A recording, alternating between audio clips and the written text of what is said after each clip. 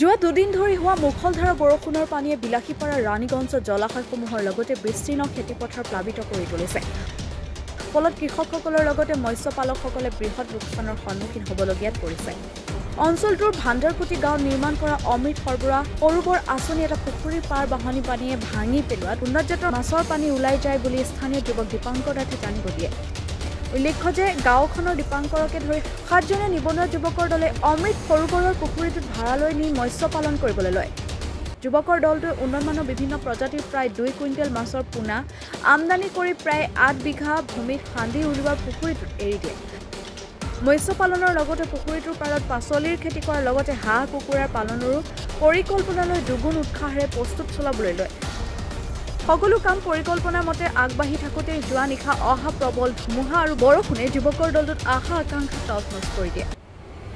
অতিপাত বৃষ্টিৰ বাহনী পানীৰ স্ৰোতে পুখুৰীৰ প্ৰায় 20 মিটাৰ পাৰ উটুৱাই নিয়াত অলপতে এৰি দিয়া মাছৰ পোনাসমূহ ওলাই যায়। তাৰোপৰি হাঁহ কুকুৰা পালনৰ বাবে নিৰ্মাণ কৰা বাঁহৰ চাল বেৰ উৰুৱাই নিয়ে। ফলত নিবনুৱা যুৱকৰ দলটো সম্প্ৰতি বিপাঙত পৰিছে। যুৱকৰ দলটো চৰকাৰৰ লগতে সংশ্লিষ্ট বিভাগক বিষয়টোৰ ওপৰত ব্যৱস্থা গ্ৰহণ কৰি যুৱকৰ দলটোক সকাহ দিয়াৰ বাবেও কাটৰ অনুৰোধ জনাইছে। আমি ইয়াতে কেইজনমান নিবনুৱা ল'ৰাই এই ফিচাৰীটো অমৃত সৰোবৰৰ ফিচাৰী হয়।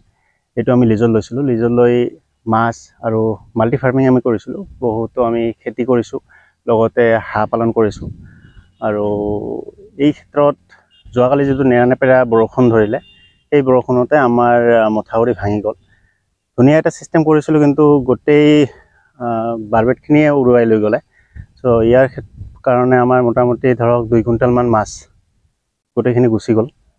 তো এতিয়া চৰকাৰৰ ফালৰ পৰা আমি কিছু সাহাৰ্য আৰু লগতে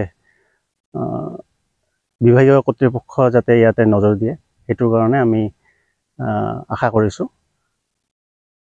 কিমান আয়তন পুখুৰীটো? কিমান হ'ব?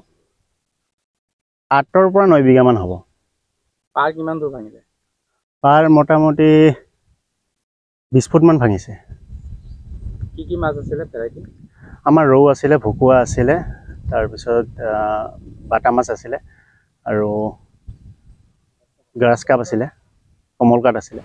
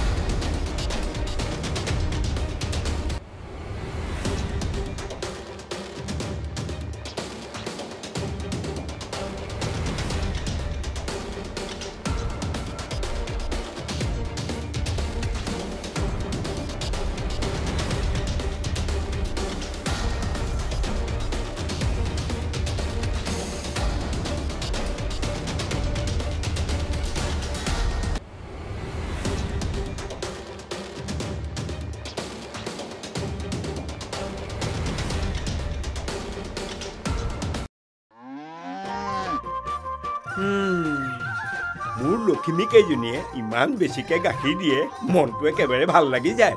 বিয়মৰ দানা খোৱাৰ পৰা মই বেছিকৈ লাভৱান হৈছোঁ। আপোনালোকেও বিয়মৰ দানা খুৱাওক আৰু এইটো বেছিকৈ লাভ কৰক।